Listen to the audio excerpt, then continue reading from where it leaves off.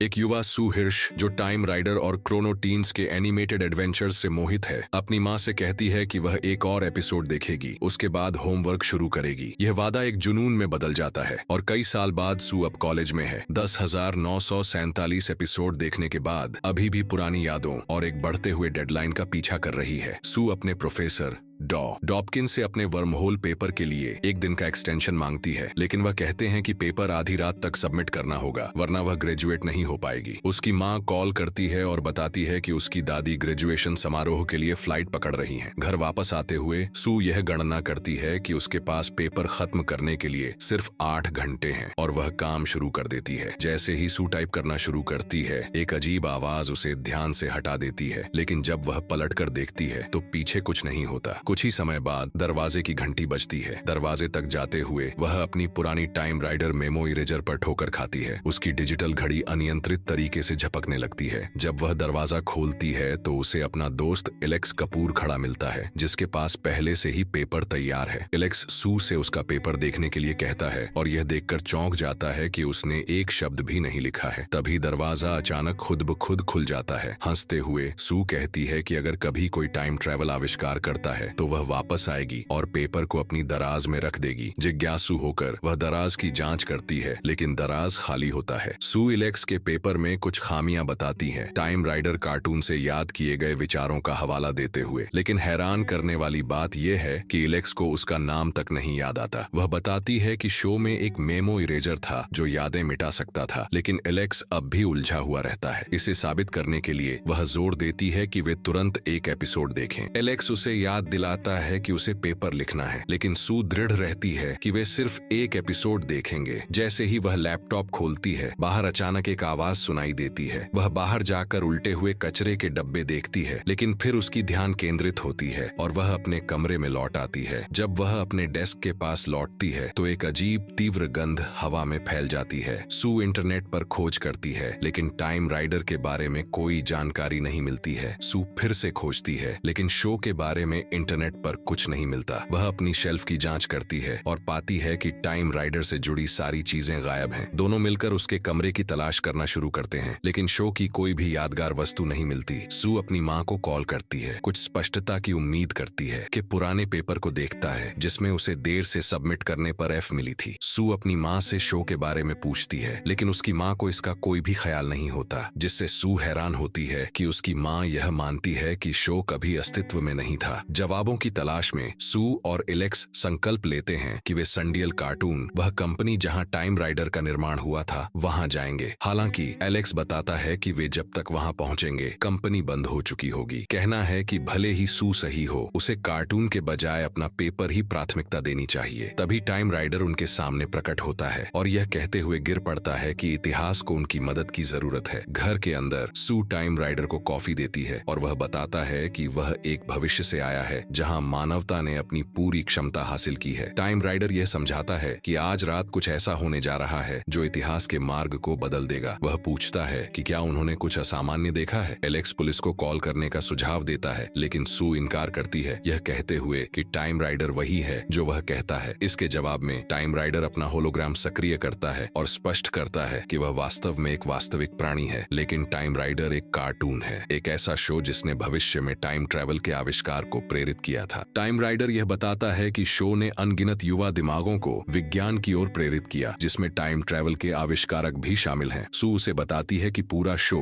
अस्तित्व से मिटता हुआ प्रतीत हो रहा है, जिसमें उसका संग्रह भी गायब हो रहा है। टाइम राइडर समझाता है कि यह शो उसके भविष्य की नींव है। अगर यह गायब हो जाता है तो उसका अस्तित्व और उसके भविष्य का अस्तित्व भी समाप्त हो जाएगा। टाइम राइडर सू और एलेक्स से शो को मिटने से बचाने में मदद करने की अपील करता है। वे हाथों में हाथ डालकर 4 घंटे पहले के अतीत में पहुंच जाते हैं। ठीक उसी समय जब पास्ट एलेक्स दरवाजे की घंटी बजाता है, वे जल्दी से एक झाड़ी के पीछे छिप जाते हैं। टाइम राइडर उन्हें इनविजिब्रासर्स देता है जो उन्हें अतीत में किसी भी व्यक्ति के लिए अदृश्य और श्रव्य बना देते हैं। जब सू दरवाजा खोलती है तो टाइम राइडर ब्रेसिस सक्रिय करता है, जिससे वे बिना किसी के देखे घर में प्रवेश कर सकते हैं और दरवाजा खुद ब खुद खुलता हुआ प्रतीत होता है। सू और एलेक्स उसके कमरे में प्रवेश करते हैं और किसी भी विसंगति के संकेतों की सावधानी से तलाश करते हैं। वे यह देखते हैं कि उसके खिलौने बरकरार हैं, जो यह स्पष्ट संकेत देता है कि वे अतीत में हैं, टाइमलाइन के बदलने से पहले। जब वे नीचे जाते हैं तो वे पास्ट सू और पास्ट एलेक्स को शो के बारे में बातचीत करते हुए पाते हैं। तभी टाइम राइडर को एहसास होता है कि मेमो इरेजर, जो एक महत्वपूर्ण वस्तु है, गायब हो चुका है। जैसे ही टाइम राइडर और बाकी लोग छिपे रहते हैं, लॉर्ड एंट्रोपी अचानक उनके पीछे प्रकट होते हैं, मेमो इरेजर पकड़े हुए। जब वह इसे उनके खिलाफ इस्तेमाल करने की तैयारी करता है तो अचानक भविष्य के टाइम राइडर का संस्करण प्रकट होता है, उसे पकड़ता है और दोनों तुरंत गायब हो जाते हैं। टाइम राइडर फिर समझाता है कि जबकि वह एक ऐसे भविष्य से आता है जहां मानवता ने समृद्धि प्राप्त की है, एंट्रोपी एक अंधेरे, निराशाजनक भविष्य से आता है। एंट्रोपी टाइम राइडर के शो को मिटाने के लिए मेमो इरेजर का उपयोग कर रहा है और इसके साथ ही उसके भविष्य की नींव को भी हमेशा के लिए खत्म कर देना चाहता है। वे एक बार फिर अतीत में वापस जाते हैं, अपने अतीत के संस्करणों के पीछे छिप जाते हैं और अलग अलग स्थानों पर छिपते हैं। वे देखते हैं कि एंट्रोपी एलेक्स के पीछे प्रकट होता है। बिना किसी चेतावनी के एंट्रोपी मेमो इरेजर का उपयोग एलेक्स पर करता है और वह तुरंत गायब हो जाता है। वे घर की ओर धीरे धीरे बढ़ते हैं, जहां वे एंट्रोपी को चुपके से अपने अतीत के संस्करणों से मेमो इरेजर चुराते हुए देखते हैं। ठीक जब पास्ट एंट्रोपी अपने पास्ट भविष्य के संस्करणों को गोली मारने वाला होता है तो उसे भविष्य के टाइम राइडर द्वारा पकड़ लिया जाता है और दोनों तुरंत गायब हो जाते हैं। अचानक एक हथकड़ी लगे हुए टाइम राइडर हवा से प्रकट होते हैं और पलटते हुए कचरे के डब्बों में गिर जाते हैं। जैसे ही सू उनकी जांच करने के लिए दौड़ती है, एलेक्स देखता है कि एंट्रोपी टाइम राइडर पर मेमो इरेजर का उपयोग कर रहा है और फिर इस उपकरण का उपयोग करके सू के खिलौनों को मिटा रहा है। सू जल्दी से टाइम राइडर का क्रोनो गॉन्टलेट उठाती है और खुद को और एलेक्स को उसके अतीत के कमरे में टेलीपोर्ट करती है। वहां उसका अतीत संस्करण उनकी उपस्थिति सुनता है, लेकिन इनविजिब्रासर्स के कारण उन्हें देख नहीं पाता। पास्ट सू मेमो इरेजर पर ठोकर खाती है और उसे शेल्फ पर रख देती है। तभी सू को एहसास होता है कि यह असली मेमो इरेजर है और वह इसे तुरंत शेल्फ से उठाती है। एंट्रोपी पास्ट एलेक्स के पीछे प्रकट होता है और जैसे ही वह मेमो इरेजर का उपयोग करने की कोशिश करता है, उसे यह महसूस होता है कि यह एक खिलौना मात्र है। सू और एलेक्स तुरंत हरकत करते हुए एंट्रोपी को पकड़ते हैं और उसे वर्तमान में टेलीपोर्ट कर लेते हैं। जैसे ही वे पहुंचते हैं, टाइम राइडर एंट्रोपी को अचेत कर देता है, इस बात के लिए आभारी कि एक नोट पीछे छोड़ा गया था। सू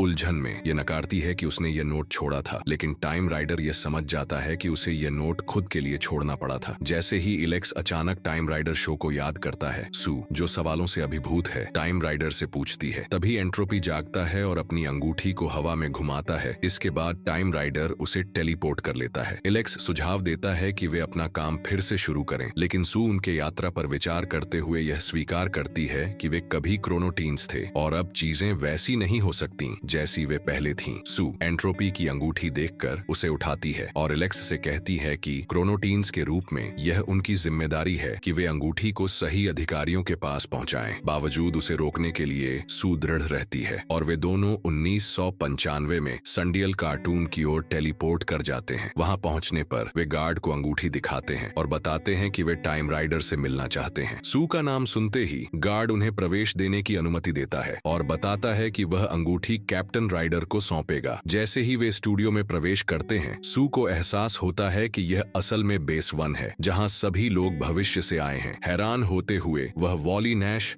टाइम राइडर के निर्माता को देखती है और उत्सुकता से उनसे ऑटोग्राफ मांगती है। सू का नाम सुनते ही वॉली नैश उन्हें विस्मय से देखता है और उन्हें मदर ऑफ टाइम कहकर संबोधित करता है। सू हैरान स्टूडियो की दीवार पर अपनी तस्वीर देखती है, जिसमें उसे टाइम ट्रैवल का आविष्कारक बताया गया है। एनिमेटर आश्चर्यचकित होकर उनके चारों ओर इकट्ठा हो जाते हैं और ऑटोग्राफ प्राप्त करने के लिए बेताब होते हैं। इसी बीच गार्ड कैप्टन राइडर को सूचित करता है कि वे एंट्रोपी को टाइम जेल में नहीं भेज सकते, क्योंकि वे सिग्नेचर लॉक प्राप्त नहीं कर पा रहे हैं। सिग्नेचर अस्तित्व से गायब होते हुए फिर से अस्तित्व में आ रहा है। एलेक्स स्यू का पेपर एक एनिमेटर को दिखाता है, यह सुझाव देते हुए कि टाइम मशीन की मदद से इसे पूरा किया जा सकता है। हालांकि एनिमेटर सिर हिलाता है और समझाता है कि टाइम ट्रैवल इस तरह से सीधे नहीं काम करता। इस बीच एंट्रोपी, जो अब टाइम जेल में बंद है, राइडर को ताना मारता है, यह बताते हुए कि उसे भविष्य को नष्ट करने के लिए किसी सेना की आवश्यकता नहीं थी, बस सू को असली टाइम राइडर साहसिक कार्य में भाग लेने का एक मौका देना था। एनिमेटर एलेक्स को और स्पष्ट करता है कि भले ही वे अतीत में हों, उनका वर्तमान अपनी गति से आगे बढ़ता रहेगा बिना इस टाइमलाइन के प्रभाव में आए। अब स्थिति की जटिलता को समझते हुए एलेक्स सू से मिलता है और उसे बुरी खबर बताता है। जैसे ही वे अपने दुविधा के पूरे दायरे को समझते हैं, स्टूडियो में एक अलार्म बजता है जो टाइमलाइन के उल्लंघन को सूचित करता है। एंट्रोपी का कहना है कि टाइम की मदर ने उसे धोखा दिया है। एंट्रोपी यह खुलासा करता है कि उसे भविष्य को नष्ट करने के लिए एक सेना की जरूरत नहीं थी, बल्कि उसे बस सू को उसकी असली जिंदगी के टाइम राइडर साहसिक कार्य में अभिनय करने का मौका देना था। गार्ड राइडर को अंगूठी सौंपता है, लेकिन एक भविष्य का एंट्रोपी प्रकट होता है, अंगूठी को पकड़ता है, गार्ड को घूंसा मारता है और उसे अपने अतीत के संस्करण को सौंप देता है, जिससे टाइमलाइन और भी अधिक बिगड़ जाती है। उसका अतीत संस्करण अंगूठी पकड़ता है और एक क्षण में दोनों गायब हो जाते हैं। वॉली समझाता है कि चूंकि सू का वर्तमान बिना उनकी हस्तक्षेप के आगे बढ़ चुका था, उसने अपना पेपर पूरा नहीं किया, क्लास में फेल हो गई और अंततः स्नातक नहीं हो सकी। परिणाम स्वरूप उसने टाइम ट्रैवल का आविष्कार नहीं किया। टाइम ट्रैवल के बिना यह पूरा भविष्य अस्तित्व में नहीं रहेगा। राइडर जोर देता है कि उनके पास अभी भी चीजों को सुधारने का मौका है, लेकिन सू बताती है कि अब रात के 11:30 हो चुके हैं और उसने अभी तक अपना पेपर शुरू नहीं किया है। राइडर का चेहरा झुका हुआ होता है जैसे ही उसके शब्दों का वजन सू पर असर डालता है। सू यह स्वीकार करती है कि वह एक असफलता बनने वाली है। वह मानती है कि वह लगातार अपनी जिम्मेदारियों से बचती रही है और कार्टूनों में खुद को व्यस्त रखती है। मदर ऑफ टाइम बनने का विचार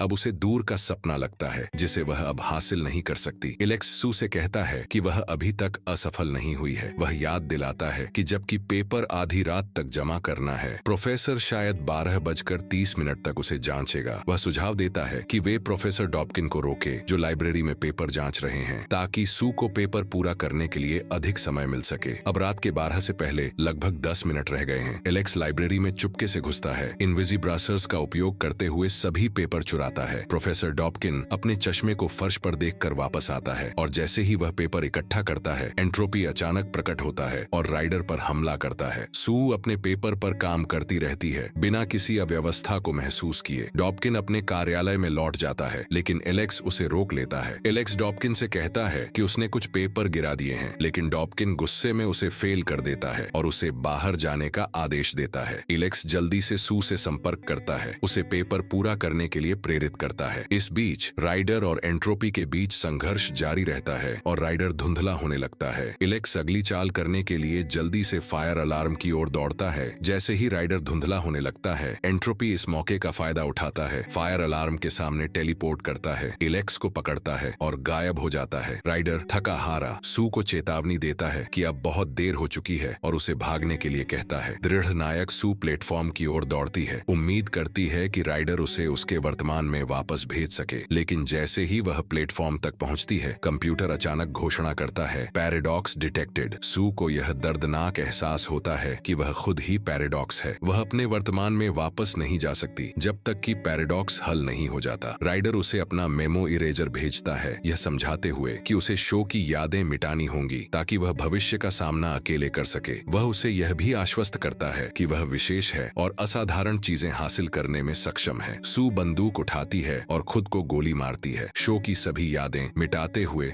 और अपने जीवन के एक नए अध्याय की शुरुआत करती है। सू अपनी डेस्क पर जागती है, मेमो इरेजर अब भी उसके हाथ में है। जैसे ही एलेक्स आता है, वह दरवाजा खोलने के लिए जाती है, मेमो इरेजर अस्तित्व से गायब हो जाता है। एलेक्स अपना पेपर दिखाता है, यह देखने के लिए कि उसका पेपर कैसा है। एपिसोड समाप्त होता है जब सू दराज में झांकती है और वहां एक नोट पाती है जिसमें लिखा होता है, इसे खुद लिखो। चैनल को लाइक और सब्सक्राइब करना ना भूलें।